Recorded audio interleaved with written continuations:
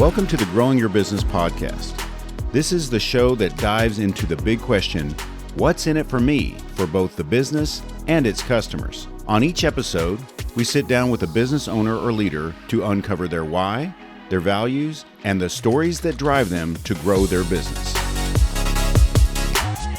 Joining me today in the studio on the Growing Your Business podcast is Barbara Giesing with Bag HR Consulting. Yes, we got it together. Great Absolutely. team. There Teamwork. you go. So tell me about what you do at Bag HR Consulting. Absolutely. Well, as the name implies, I'm an HR consultant. I actually call myself a drama exterminator because that is typically when I'm brought in, is because there's drama within an organization and they need some help to try to de-dramatize.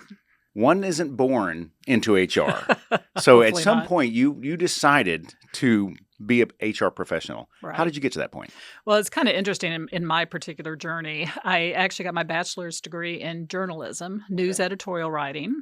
And so my training in school was to look for the truth and to hear different perspectives and put together the information from that. So when I actually started out, I was actually at an advertising agency, and it was a global organization, but we had a relatively small local office. And when issues would come up with different employees, I just was brought in just kind of naturally because I was a good mediator. So I would come in and I would help figure out what the problem is and help us move forward. So I kind of naturally gravitated in that direction and eventually became the HR person of record and moved through the organization that way. Tell me a story about people you've helped through some of these situations. Obviously, no names, no businesses. Right. You're like, buddy, I'm in HR. I'm really great at this. Yeah, and I've got a lot of good stories. Sure. But basically, my mission statement is clarity. I provide clarity, accountability, and compassionate honesty and growth. And clarity is often the key. We come in with things with our own perceptions, and we just think naturally the other person's going to agree with us, and they're going to understand what we're trying to do and what we're trying to accomplish. And so when you have employees in an organization, a lot of times they'll have different perspectives as to what their goal is in the organization. If it's not been clarified and if the manager is not good at keeping people accountable, then it can go off the rails.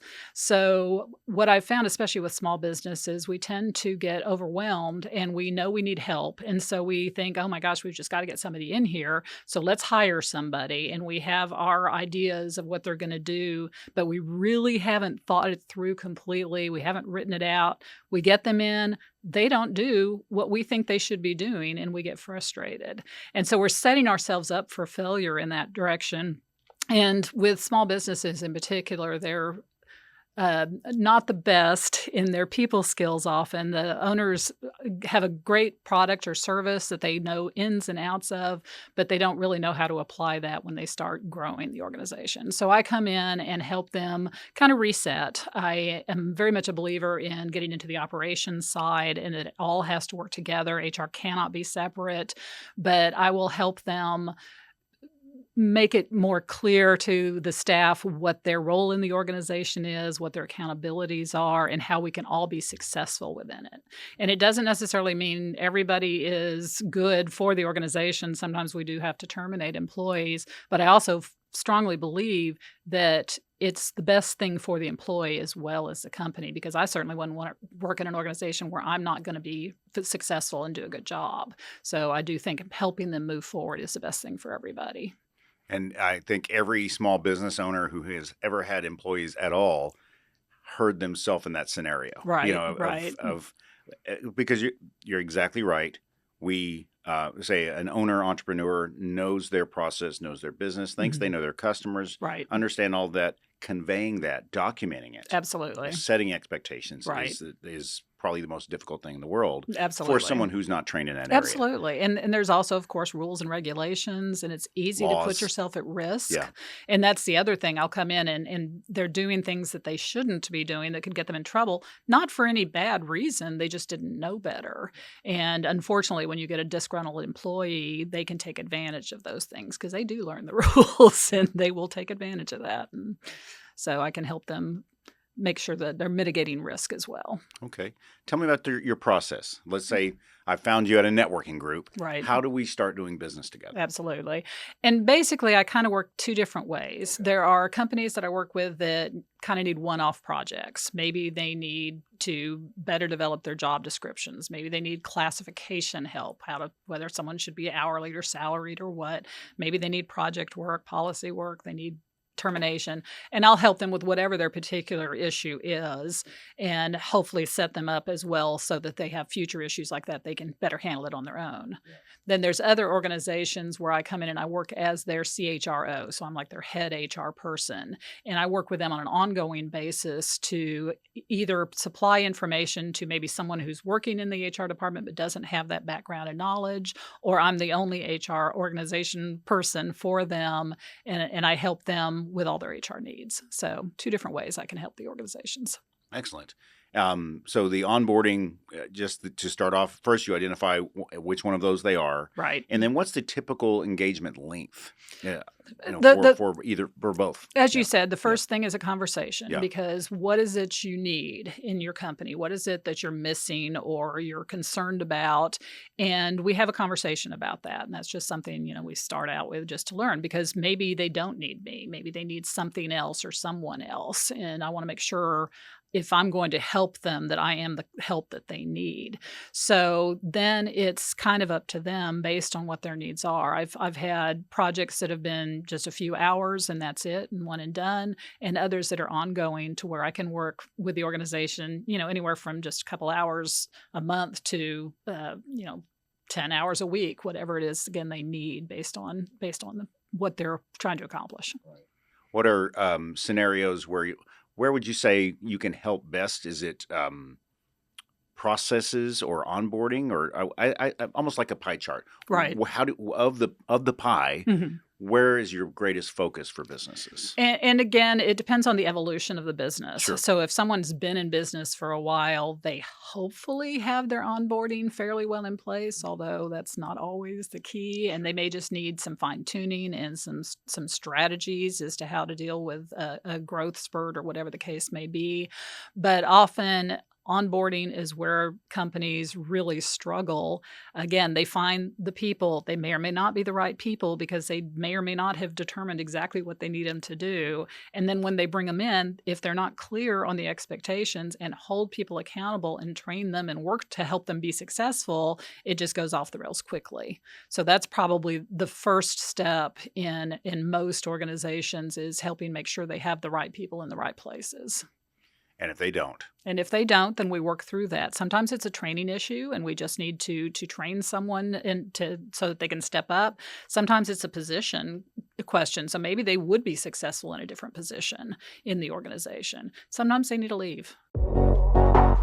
Stay with us. The Growing Your Business podcast will return right after this. Ready to amplify your brand's voice? At Blue Mike Studios, we transform your ideas into captivating podcasts and videos. Whether you're launching your own show or guest starring on ours, we've got you covered. From recording and editing to social media promotion. With state-of-the-art 4K video and crystal clear audio, your content will shine. We offer guest packages on our podcasts and offer segments from the show for you to share. Or let us help you build your own branded podcast with custom strategy, branding, and full production support. Visit BlueMikeStudios.com today and let your voice be heard. Please check our show notes for sponsorship links and additional details. Now, back to the Growing Your Business podcast with Buddy Broyles.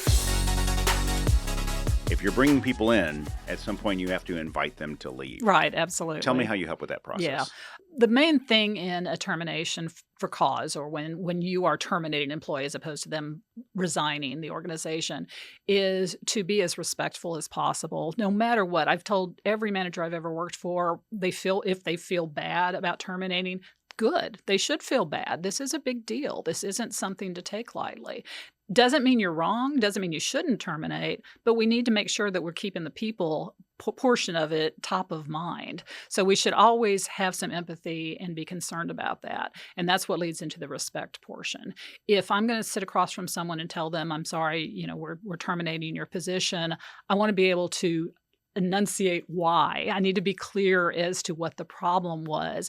It's not you as an individual. This just obviously is not the best fit for you at this point because of X, Y, and Z. So I do wish you luck in the future. Here's how this termination works, and kind of walk them through it. Because again, end of the day, we're all people.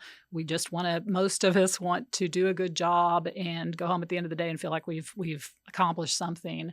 And we need to keep that in mind. What would you say you enjoy the most about what you do?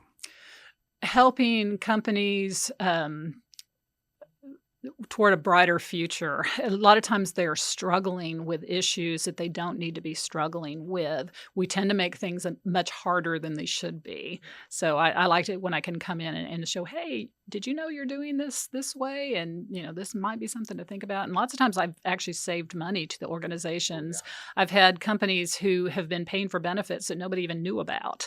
And it's been fairly substantial amounts of money. Or they're providing benefits that they thought were required by law that really weren't something they wanted to provide. So it's been interesting to me that happens much more frequently than I would have expected. You mentioned benefits. Mm-hmm. Do you have direction on the types of benefits and providers? Right. Or, imagine, because you've worked with so many different sizes, Mm-hmm. different companies in different areas. Talk to me about how you find resources for them. Absolutely. And I work with different brokers. I have had that opportunity for many, many years now. The interesting thing to me is that we all tend to think we need medical, dental, vision, and life insurance. And we don't really think much beyond that. But in today's society, with 5 generations in the workforce and different needs, the key is talking to your employees. What do they want? What do they need? Maybe they all have insurance through another resource and they don't need it. So don't be spending money for the company for something that's not really a benefit that people are excited about. So that's the key. But then when we do determine a benefit package, and there's so much flexibility out there, which is great, we need to make sure we're educating the staff so that they can use it in the best way and make the most out of the money. And we go through brokers who have the different insurance companies that they work with. So, is there an impact on your business and the businesses you serve regarding AI? Yes, I would say I don't know who would not have any impact with AI, how that could not affect almost anything out there. I think it's fun. I think it's exciting. I've gotten into it. I use it mostly for idea creation as opposed to an end product. And I think it will help with productivity in a lot of areas. I don't see it replacing a lot of people, but I see it changing our roles. Just like throughout the years, technology has done that with every generation. I see that's kind of the next step. But I think it is exciting. I think it's a tool to be used, and we just need to make sure that we're training our staffs on how to use it, what's acceptable and what's not, because everything that comes out of AI isn't perfect. Right. And we need to make sure we understand that. Do you face also, because, and if we're talking about integrating computer systems and whatnot regarding AI, Mm-hmm. There's also security risks. Absolutely. And have you worked with companies on developing policy and engagement and I'm talking about email, all the risks involved in that type Absolutely. Yeah. Anybody that does anything electronic, which is almost everybody, you have to consider the risks. Unfortunately, these days we have so many scammers and hackers and everything else. And every time you've got an employee who is utilizing your systems, they could open a door for one of those. So we have to make sure that we are educating our staff on the risks. There's no way to get rid of all of them, and I know that. But we work with our IT departments, make sure, again, we're providing the education.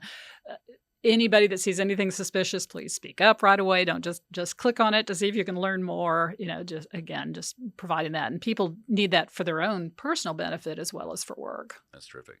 What's the best way to contact you?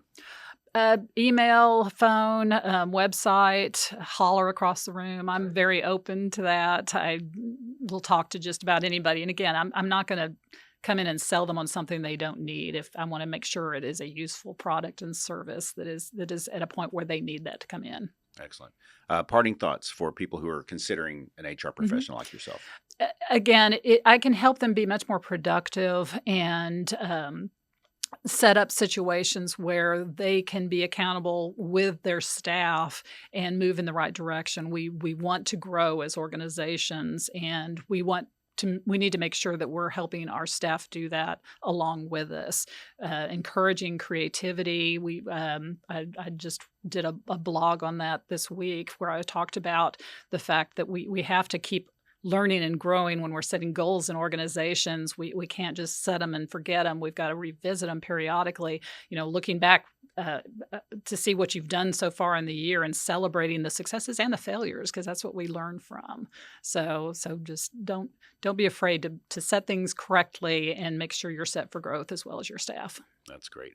Well, it's been wonderful talking to you, Appreciate sharing it. what you know to our audience. I'm glad you came today. I appreciate you having me here. Thank you. Thank you for joining us today on the Growing Your Business podcast. Please see the show notes for links to our sponsors, our social media, and to learn more about today's guest.